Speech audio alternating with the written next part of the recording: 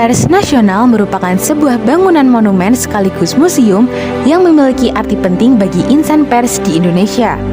Dahulunya, tempat ini menjadi tempat lahirnya sebuah organisasi Persatuan Wartawan Indonesia atau PWI. Monumen Pers dibangun pada tahun 1918 atas prakarsa dari Sri Mangkunegara VII. Bagian ruang depan utamanya dihiasi pahatan kepala tokoh-tokoh penting dalam sejarah jurnalisme Indonesia. Memiliki lebih dari 1 juta surat kabar dan majalah sejak masa sebelum dan sesudah Revolusi Nasional Indonesia dari berbagai daerah di Nusantara. Koleksinya juga meliputi teknologi komunikasi dan teknologi reportase seperti penerbangan, mesin ketik, pemancar, telepon, dan kentongan besar. Sebelum menjadi monumen pers, dulunya gedung ini memiliki nama Societet Sasana Soka yang diperuntukkan sebagai balai pertemuan.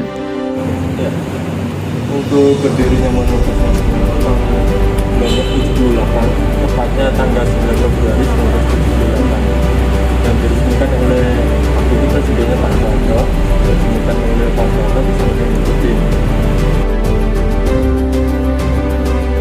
Berdirinya Mangkunegaran ditandai dengan penandatanganan Perjanjian Salatiga antara Sunan Pakubuwono III dengan Raden Mas Said.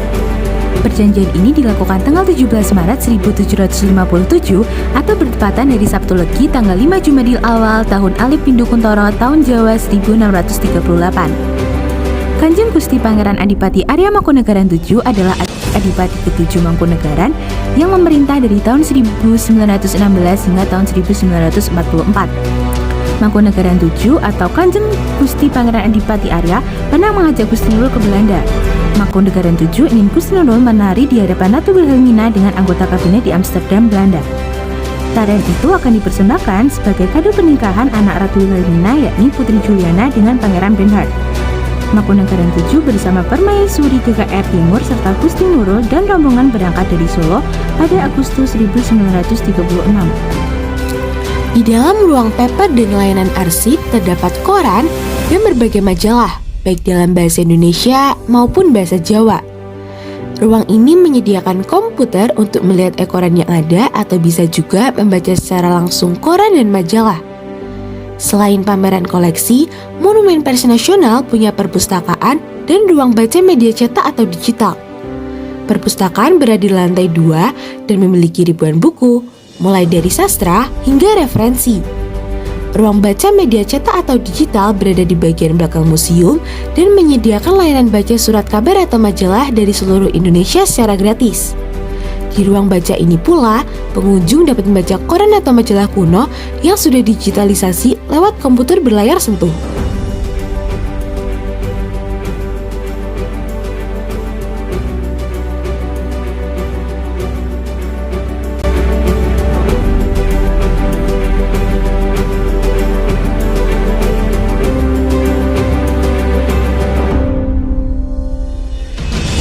Kemudian di lantai atas terdapat laboratorium pembuatan e-koran.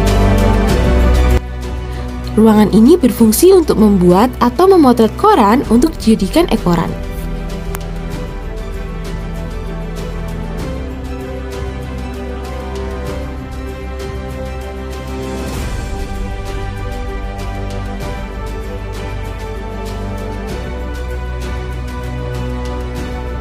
Monumen Pers menjadi bukti bangsa Indonesia sudah mampu menjalankan dunia penyiarannya. Makna dari Monumen Pers Nasional Surakarta itu sangatlah penting bagi generasi muda sekarang ini, terutama bagi pelajar dan masyarakat umum. Monumen Pers Nasional dijadikan media komunikasi dalam usaha guna meningkatkan mutu pendidikan seni dan budaya di Surakarta. Monumen Pers Nasional Surakarta tidak mencari keuntungan karena sama sekali tidak dipungut biaya dalam melayani masyarakat dan perkembangannya terbuka untuk umum. Kita sebagai pelajar patut menjaga dan melestarikannya. Kita juga harus mengingat kata I.R. Soekarno yakni jas merah yang artinya jangan sekali-sekali melupakan sejarah. Karena para pendahulu kita sudah berjuang untuk kemerdekaan bumi Ibu Pertiwi.